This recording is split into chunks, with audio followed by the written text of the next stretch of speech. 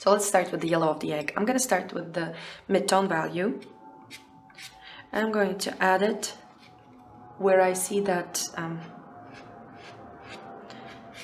brightest color of our egg. Then I'm going into the lightest color here. So the light is hitting from this direction, so we need to pay attention to that.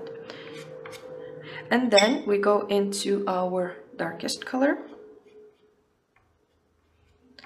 this orangey color here. And we're also adding that greenish yellow, so dark yellow. And then we need to pay attention also that the white is going to be reflected on this side a bit into the egg yolk, so we will do that.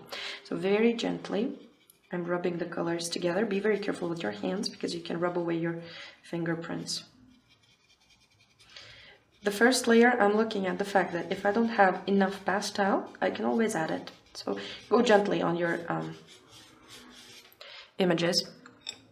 Don't add too much pressure immediately. So I'm adding more color and blending it in. And I'm adding the next yellow, the mid-tone yellow. If you want, you can also leave more texture here. You don't need to rub it in, all of it. You can leave more texture and it's going to look more interesting. Then I'm going into this next color.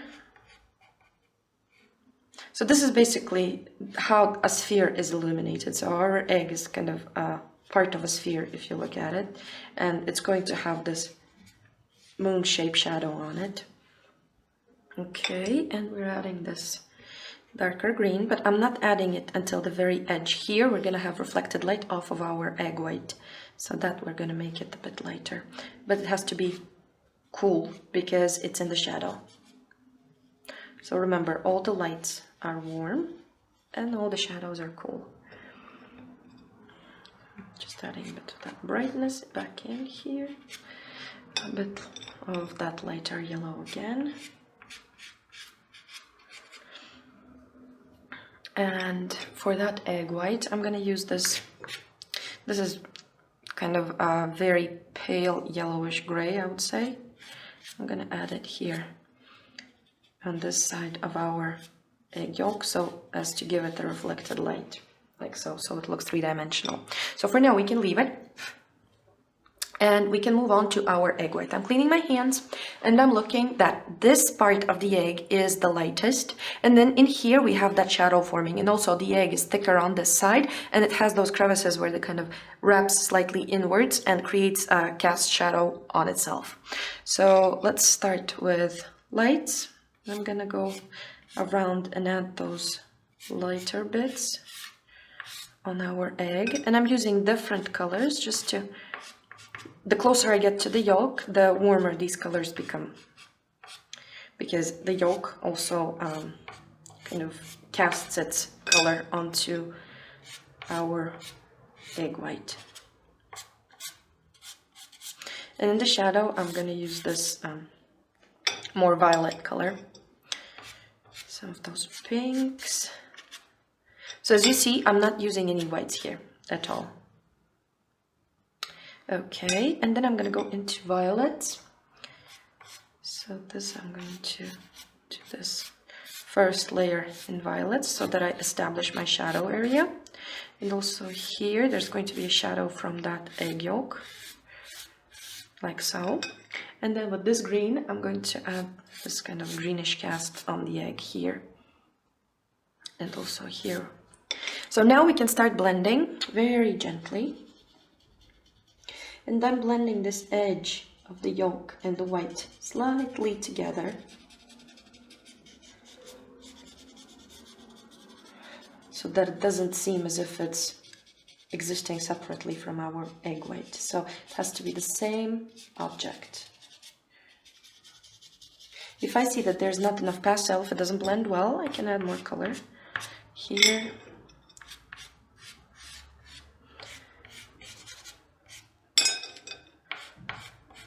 And when they blend together, it's going to create that beautiful play of different colors. Some places, if you're using dark paper for this, you can let the paper shine through to actually create that interesting texture and create those shadows in between,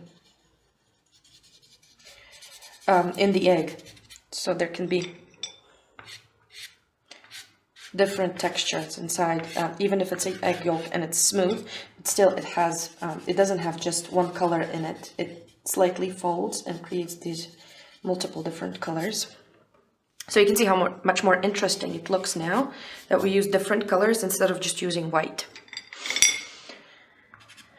I'm gonna add some of this pink here on top and leave the texture be.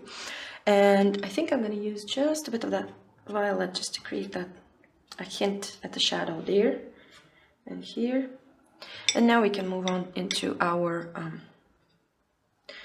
shadow bits. I'm gonna add a bit of this warm peachy color into my shadow also, just so that you kind of bind the two together, so it doesn't seem as if it's a separate thing. Again, you need to add those colors all over your object to unify, to kind of unify the image.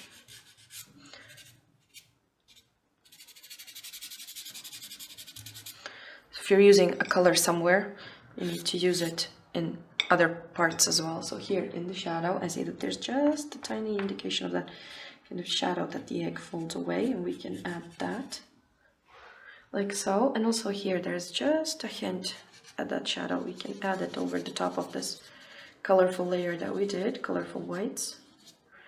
And if it's too dark, you can always pass over with a light color and kind of dial it down.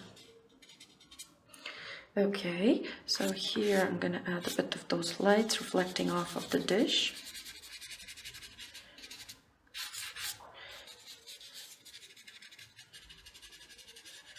There we go. Now, what I want to do is I want to take those yellows and actually cast them onto my egg white. A bit of those warm yellows.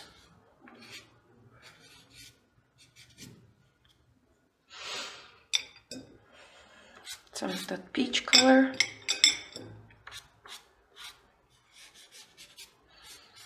So we kind of make the reflection of the yolk in our egg white. And then also in the yolk itself, I'm going to add a bit of this lighter color to kind of show that it's reflecting in the yolk too. Going back into my darks.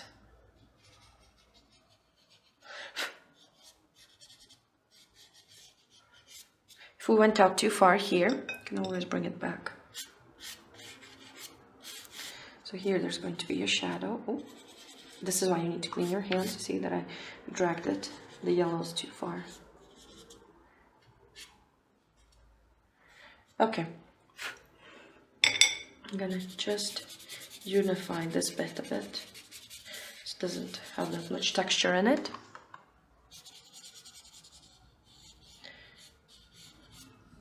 Okay, so now our egg still looks white, but it has so many beautiful colors in it.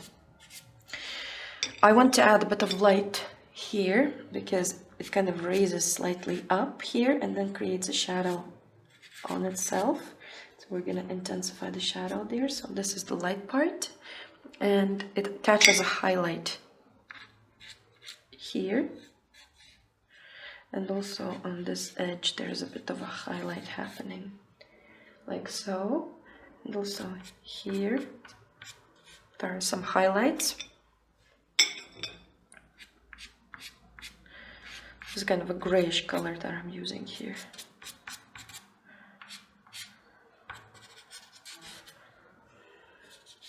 Okay, and now I'm going to intensify that shadow there that I see over here. It kind of casts. Now we are quite done with the egg. We're not touching it yet anymore. And now we're going to move on to the next object, and that is our tomato. So here we're actually kind of working backwards. We're not working from the background to the foreground, but from the foreground to the background.